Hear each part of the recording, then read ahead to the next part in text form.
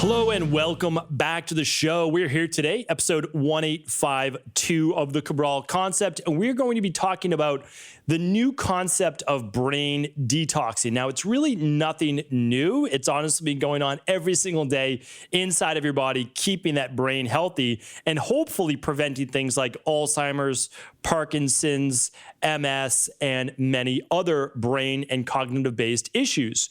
But what I wanted to share with you is that's because the more toxins that we are being exposed to in the environment, the more chance there is for brain-mind related issues. And yes, the big ones that we always hear about are the Parkinson's and the Alzheimer's and also ALS. But really, on a day-to-day basis, I see more and more people suffering from fatigue and brain fog and reduced cognitive ability, and I would say memory loss, low mood, depression, forgetfulness. These are also signs that something is off within the body. We've talked about it from hormonal-based issues. We've talked about it from a lot of inflammatory-based issues. But really, how is it affecting the brain? And that's what I want to share with you here today. Because if you are suffering from any of those symptoms, and of course you can find these out on labs, is that you need to know about them now. And you need to begin working on them now. And the reason is that Alzheimer's and dementia and ALS and these things, they don't show up overnight. They show up over a period of decades. Basically, it's an inflammatory-based assault that's referred to as inflammaging that affects the brain over a number of years and decades. Nobody wakes up with Alzheimer's just out of the blue one day. It is something that's been transpiring within the body over a period of years and decades. And I'm going to share with you a few ways that science shows us we can begin to heal the brain to a far greater degree. So we're referring to the glymphatic system when we're talking here today about brain detoxing. So again, brain detoxing, well, when you hear the word detox, you really just want to think of it as a way that the body is able to clean itself up using already the innate ability it was given in order to be able to do that. So this is this is my, physiological model here. His name's Walter, and the inside of this right here is your brain. So here's our model. We'll keep them right here for you. And then if you're watching this on video, and of course you can always just go to stephencabral.com/1852 for today's video, or on YouTube, of course, you can follow along. But inside of this brain right here, inside of your head, there is what's called a cerebral spinal fluid pathway. So it's going to come up right here between that spine right there. You can see it moving into the brain. And what it does is it begins to clean all of the cells around your brain. So what it does is that cerebral spinal fluid actually mixes with what's called the interstitial fluid of your brain. Now we're going to break this down and exactly what that means. So think about all the different cells in your brain, right? It's not just one big mass. We're talking about all the different cells there. So all of those cells give off waste. They're also exposed to waste as well. We know right now that the brain is exposed to oftentimes heavy metals and different types of synthetics. All of these things can, again, be seen on lab tests. Well, what your brain does is it works its very hardest in order to be able to expel those toxins into what's called the interstitial fluid. Now, the nice thing is this interstitial fluid moves through the entire body. It really does. And the great thing is that it's always transporting nutrients to the cells and taking the cells' waste away. And that's because if you want to think of it, your cells are a microcosm of you and all these different humans walking around on the earth, right? So what those cells do is they give off waste, and then, of course, they need nutrition. They need nutrients in order to survive. Well, there's something special that takes place while you're sleeping. When you sleep at night, the passageway typically begins to open to a greater degree. I'm going to share with you in a moment when it doesn't open, and that's why we lead to a lot of these inflammation-based issues inside of the brain. But the actual passageway, the cerebral spinal fluid passageway, opens up to a greater degree. And it allows that glymphatic system, right, the glymph, to be able to mix, so the interstitial fluid mixing with the cerebral spinal fluid, taking the waste and toxins out of the brain, which move through that blood-brain barrier. Again, all of this is scientifically proven. And it brings those toxins along with what's called beta amyloids, so proteins that can lead to Alzheimer's, dementia, etc. It takes them away from the brain and then back into the rest of the body. So it moves down here. You can see all the different vasculature, right? From the brain down. It moves down then into the body where it can then be excreted, whether it be through the liver, sweat, etc. So that is how the brain is able to begin to detoxify itself. But there's a little bit more to it, because there are things that specifically lead to more brain-based inflammation and toxins, and things that help it out to a far greater degree. And that's what I want to share with you here today. Because just like we talk about all the time, functional medicine detoxes for the rest of this body, we want to talk about what can we specifically do for our brain. Because as people are hopefully living longer, if they're following a good quality of life, and a good quality lifestyle as well, we want to make sure that their brain functions at the same time. Because I don't know about you, but if I'm able to live to 100 plus years old, I want to make sure that I have all my faculties, that I want to make sure that I still have my physical capabilities and my cognitive capabilities. And I don't know that that's for everyone, but I would assume that most people would like to have a good quality of life as they age as well. They don't want to be in pain. They want to be able to do the things with their body, like play with their grandkids and be active. And they also want to make sure that they don't have the memory loss, that they don't have the cognitive decline, and that they're still happy and healthy as they age. So I wanted to share with you today exactly what I do for myself and in my private practice, helping people to better move that glymphatic system at night. And there's one other way that you can do it. I'll share with that in just a moment while you're awake. And the first thing is this, is that we are being exposed to many, many toxins. And I just want you to work on, so you can't always know what you're being exposed to. When I walk out the door, there's all sorts of pollution from buses and cars and the environment, and there's EMFs, there's all these different things. So we can only do our best with those. And I've shared ways to do that in the past. I'll try to link up some shows today at 1852. That's today's show. But you can control many of the toxins you put in your body, right? Organic-based food alone is going to prevent you from getting a lot of the more harmful pesticides in your body.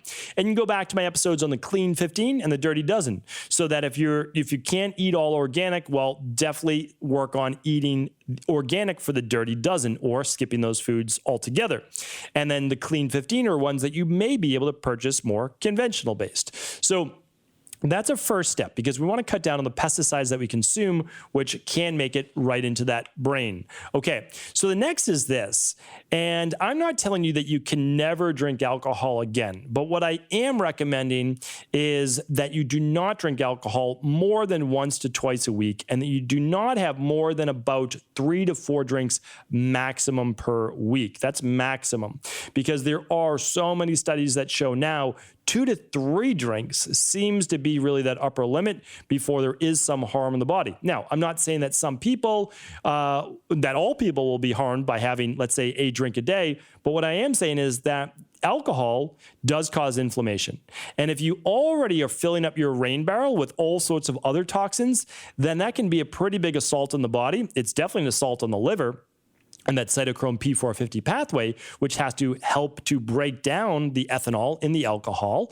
So that's a big part of it for sure. It's like, if everything's good, then your body can deal with a little alcohol. If everything's not good and you already have inflammatory-based issues and then you're drinking alcohol, well, now you're asking your body to have to do a whole lot more work. And we know that that alcohol can affect that brain as well. The other big one is that any type of smoke inhalation. So, I mean, by now, we all know that cigarettes are bad for you. There's just no doubt about it. But now people are trying to justify smoking just tobacco. They're trying to justify smoking cannabis or any of these things. Listen, you can get benefits from all sorts of different things that are more natural for your body. I'm not necessarily against cannabis. I'm definitely pro CBD. And what I want to share with you is this. There are other ways of getting those without breathing smoke into your lungs, okay? Smoke is absolutely an oxidative stress on the body. It's going to create free radicals in the body. It's going to create inflammation. There's no other way around that. Now, there's always a time and place. People talk about, well, what about using some some herbals that you can kind of huff in and breathe in and let it circulate through your body. If you're working with a qualified healthcare practitioner that's helping you do those things for a short-term period of time to deal with specific issues in your lungs, different story, not for everyday recreational use. So let's be careful with that smoke exposure as well. And then certain medications. I mean, a lot of people think because their doctor prescribed it, that medication just has no harm to it whatsoever. And I've talked about this, whether it be my Thyroid Health Results Accelerator or any number of things, that many of these medications have chlorine in them. They have all sorts of fluoride. They've got some heavy metals. These things are very dangerous for the body. Now, I'm not saying to stop your medication, but what I am saying is look for the underlying root causes of why you have to take that medication in the first place. And then if you're able to rebalance those underlying root causes, well, the medication may be a moot point. There might be no need for that. And we've seen that many, many times working with people with whether it be high blood pressure, high cholesterol, Hashimoto's, et cetera. So again, it's something to look at, okay? Again, we're not saying we're treating disease. We don't treat disease. We don't cure disease. We don't diagnose disease. What we do is we look at underlying root cause issues. And again, a healthy body can't be sick, right? Hopefully that's inarguable. A healthy body cannot be sick. So if we can get your body healthy, well, then it can't be in a disease-based state. So that's what we work on. Okay. Couple more is just doing your best to not expose yourself to heavy metals on a near daily basis, meaning like go back to previous podcasts, look at the exposures in water, look at the exposures to, again, those pesticides and foods, look at the personal care products that you use, make sure that there's not things like sodium lauryl sulfate and parabens and phthalates and all these things that we should not be putting in our body, right? Fluoride in toothpaste. Again, you can make an argument for maybe using some fluoride on your teeth and not swallowing it down. Like, again, I understand that. I'm not for that, but I get it. And I'm not totally against it as long as you don't get it into your body, right? So, but these are things that we need to look at. And then, of course, as many environmental pollutants as possible. We're trying to stay away from that. That's certainly best practices. And I'll just tell you right now, there are great labs you can run. There's a heavy metal lab that you can run that's both blood and urine. The blood is just a couple drops of blood. And then, of course, it's urine. There's another one that's just straight urine. That's for environmental toxicities like pesticides in your body. There's a mold toxicity one to see if you've been exposed to mold, which, of course, is invisible unless you peel back a wall and find black mold there. And then there's also, of course, all the heavy metals that I spoke about. And so all of those labs can be found at equi.life/labs. Now, you can choose to purchase them right from there. I sign up for them, or our Dr. Jennifer signs off on them. But even if you decide not to go with those, to do them right at home yourself, and of course they come with a consultation, just know that they exist. And then if you're working with your local naturopathic doctor, or you're working with an integrative health practitioner, then great, you can run those with them as well. But just know that they're out there, know they exist. And if you want to be able to assess, you can certainly do that. Okay, let's go over now my top tips for being able to do a brain detox. Like, how do we literally detoxify the brain? And by the way, this is a real thing. If people they say like, I've never heard of this before. It's okay.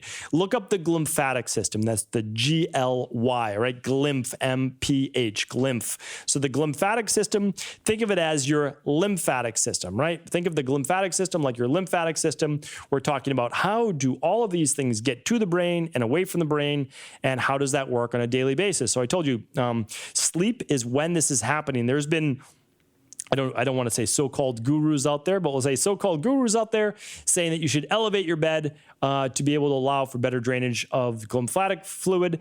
But what people don't realize is that, these seem like fun tips, but you have to be careful, because what helps maybe one area of your body hurts another. You do not want to elevate your bed on a daily basis. It's not a good idea. And the reason is that you have to, during the nighttime, also be able to pump, which your body's at a detriment from doing, the blood back from your ankles and calves back up to the heart. Okay, so it might be helping the brain, but certainly not helping the rest of your body. And there can be a pooling of blood and fluid in your lower legs as well, especially for anyone with kidney issues or blood pressure issues, etc. So again, please be careful with some of the recommendations you hear out there. Just make sure the person giving you these recommendations, is qualified to do so, that they're an actual practitioner, that they're just not looking at one small piece of research, right? You want to look at things truly holistically. So again, you can have your head on a pillow, but I don't recommend elevating the whole bed. Not a great long-term plan. Okay, so what can we do though to speed up this detox process, or just help it out on a daily basis? Because remember, your body already knows what to do, but we need to help it out on a daily basis. So the first tips right away are remove those toxins, right? If you smoke, please stop. It's one of the number one things that you can do. Begin to stop smoking. And if you're eating a lot of processed food or drinking alcohol, a lot of alcohol, try to keep it to 1 day a week, maybe 2 at the very most, and not 2 days in a row. So like a Wednesday and a Friday, a Wednesday and a Saturday, that would work. A Thursday and a Saturday at the closest, if you were doing 2, we'll call them cheats or flex meals a week. And that might be having your favorite food like pizza, and it might be having a glass of wine or whatever it might be, right? Okay, but let's try to keep it to once a week if we can. Have it with friends, have it with family, enjoy yourself, smile, laugh, have a good time.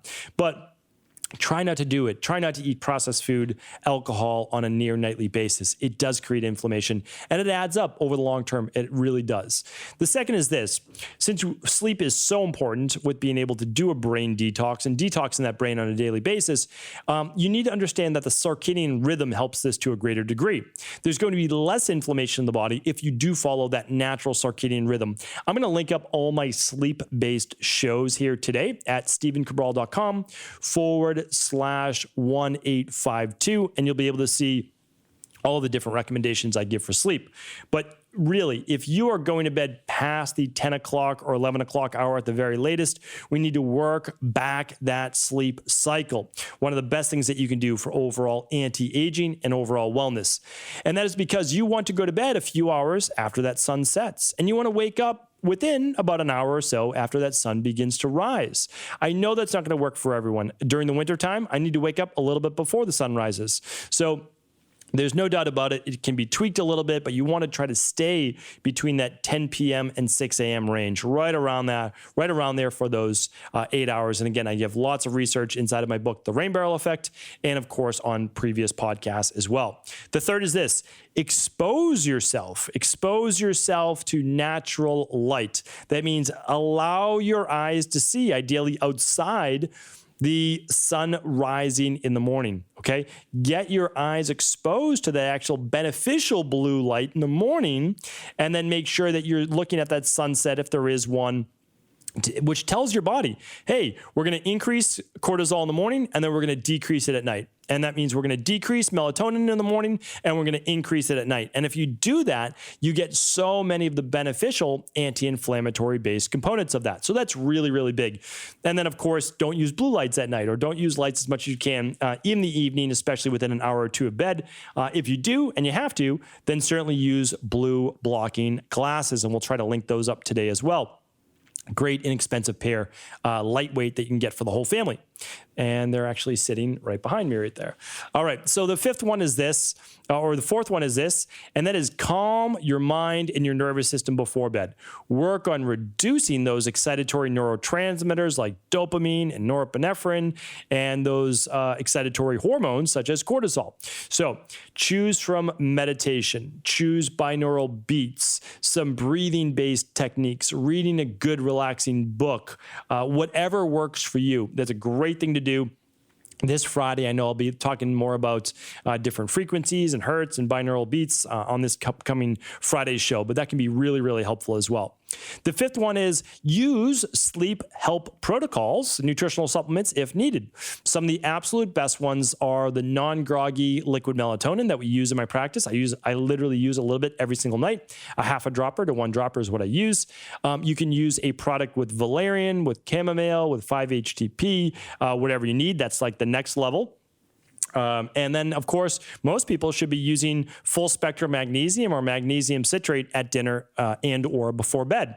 So that's what I do. I use magnesium at dinner, and I use melatonin about 30 minutes before bed, and I just use a small amount. So again, you need whatever you need to get to sleep, but then your goal is to taper down. And I only use about 1.5 milligrams basically per night of melatonin.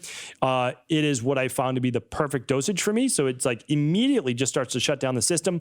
My body's not going to stop producing its own melatonin since you produce at least 10 times that amount per night. And it really just immediately begins to move me from the sympathetic nervous system to the parasympathetic nervous system. So I found that absolutely fantastic. You can find the sleep protocol that I use over at equa.life. That's pretty easy to find. Again, you can just type in sleep and you'll be able to find it. The next is this. Anti-Inflammatory Nutrition. I have so many different shows on nutrition. We'll try to link up some of those, but there's no doubt about it. The Mediterranean diet should be the foundation. I did a whole show called The Foundation of All Diets. If you are not following a predominantly Mediterranean diet, I recommend starting there. There is no diet in the world with more research, credible research than the Mediterranean diet, but of course it can be tweaked for you. You can tweak it based on the amount of fat, the amount of carbs, like whatever it is that you need. You can certainly tweak that for you. And yes, you can make a vegan-based variety of the Mediterranean-based diet. All right, number 7 is just because we're focused on just the brain does not mean that the rest of the body doesn't have to help out. So this is where a functional medicine detox comes into play. This giant organ right here is your liver. It sits under the right side of your rib cage. Dark, dark red. It actually looks like this in real life as well. And so what has to happen is that all the vasculature has to drain the toxins down. And believe it or not, this right here, in the upper left thoracic region of your chest is the main spot where all the lymph moves to. And then that lymph is being detoxified, moved through your liver, it's being moved through your blood, being drained through, toxins can move through the kidneys, your stool, your sweat, and being huffed off as well through your lungs. So really important that if you've never done a functional medicine detox, there is no time like the present. I mean, it's the number one thing that you can do for your health, and that's simply because it engages so many different areas of your body. So if you've never heard of a functional medicine detox, I've done a free course on it. So literally it's completely free to check out. And that's just at equi.life. So it's equi.life/detox-course. Can't recommend that enough. It's completely free, and it'll teach you about functional medicine detoxes. Ideally, start with a 21-day, and then you can maintain with a 7-day every 12 weeks, so quarterly. All right. And we've been taught this for many, many years through Ayurvedic medicine, and now we know, and we have all the science through orthomolecular medicine that this actually works. Number 8.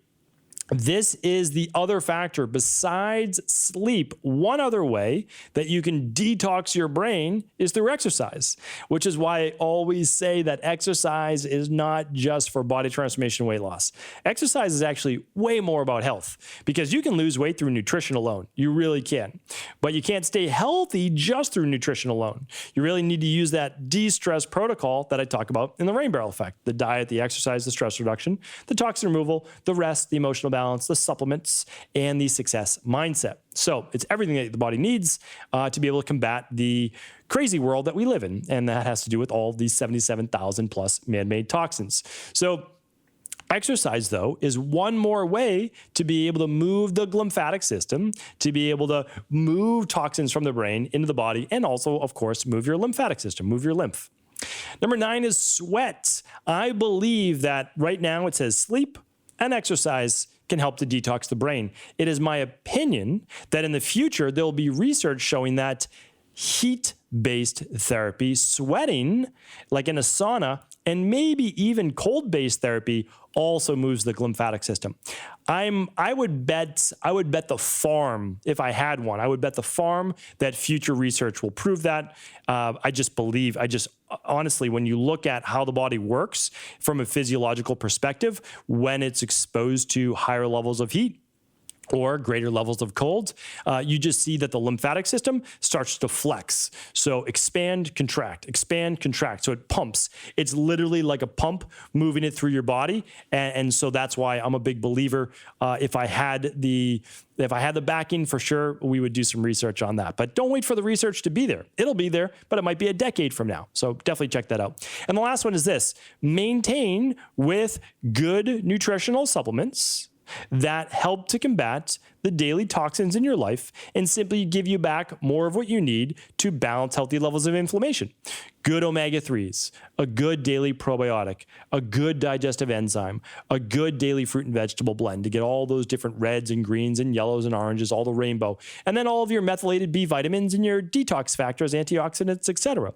So that's going to give you everything that you need, literally everything that you need. This is not super complicated in order to be able to combat the world that we live in and to be able to move and circulate that cerebral spinal fluid with the interstitial fluid that moves around the brain cells so that you push the good nutrients in and move the waste out. That's really what it's all about. So again, you can find pretty much all the labs that I spoke about, the daily foundational protocol, level 2 or level 3 that I use myself every single day at equa.life. And of course, you can always ask me any questions that you do have. We're happy to take them. You can ask them at cabralsupportgroup.com. You can ask them on my weekend house call podcast. I am there to support you on your path to living healthier each and every day. Thank you so much, everyone. And of course, if this show is helpful, please do feel free to pass it along to anyone else you believe it could serve. StephenCabral.com/1852 will take you to all of the links that I spoke about today.